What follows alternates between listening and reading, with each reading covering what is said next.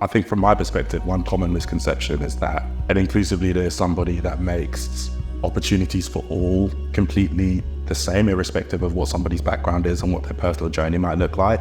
And in my personal opinion, an inclusive leader does the opposite and acknowledges that A is different from B, and therefore A's pathway should look a bit different. It might need a bit more support. It might need a bit more guidance. On the other hand, it might need a bit less support. He might need to fuel his ambition, whatever that may be. I think the biggest misconception that inclusive leader needs to be from the background of every single person within the organization. So I think the inclusive leader isn't someone who has to be from a particular background. They can be from any background, but actually they seek to understand first the challenges and needs of the different employees. So I'd say one of the biggest misconceptions of an inclusive leader is you don't have to look like me to be like me. So you might have a diverse team of thousands or hundreds of people, but it's about understanding the challenges of those people in your team. So I completely agree with you guys, and I think there's a further point to be had around inclusivity doesn't negate representation. I think they're both separate things that need to be considered in an organization, because to have one, I do think you need to have the other. For instance, I have a lot of Muslim colleagues that pray during the day, and by having representation leadership level, they don't need to feel afraid or anxious about having that conversation from an employee to leader perspective. By having representation there, it becomes more of a peer-to-peer, and eventually that will trickle down and become company nature. It just becomes more understanding and more inclusive that way. I think a common misconception is that, when an organization is inclusive and it's doing all of the right things, that everybody's happy all of the time and there's rainbows coming out of the office. And in my perspective, a truly inclusive organization is one where you feel enabled and equipped to have difficult conversations if you have to. Being part of an inclusive organization, do you think that you need to also have a diverse workforce? That's a great question. I think that you don't necessarily need to have one at the start, but it has to be the goal.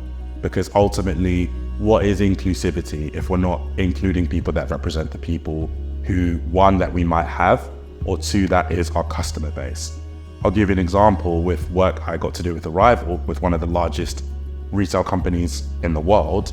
And it was a very simple fact of, let's bring people from local stores to the corporate office so that we can understand who represents these areas and then better strategize around how we can, improve consumerism in those areas. And that's just the case of, let's make our organization more diverse in so many words. So I think while you can definitely be an organization striving for that, you may not necessarily be a super diverse organization at the start, but ultimately that should be the goal in order to get those diversity of thought benefits and everything else that comes with having a diverse organization.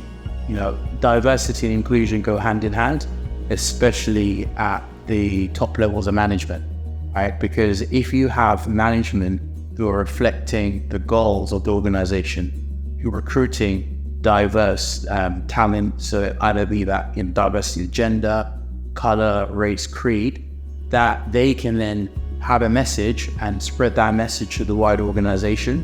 And if they see management becoming more diverse, that will naturally attract more people in that company.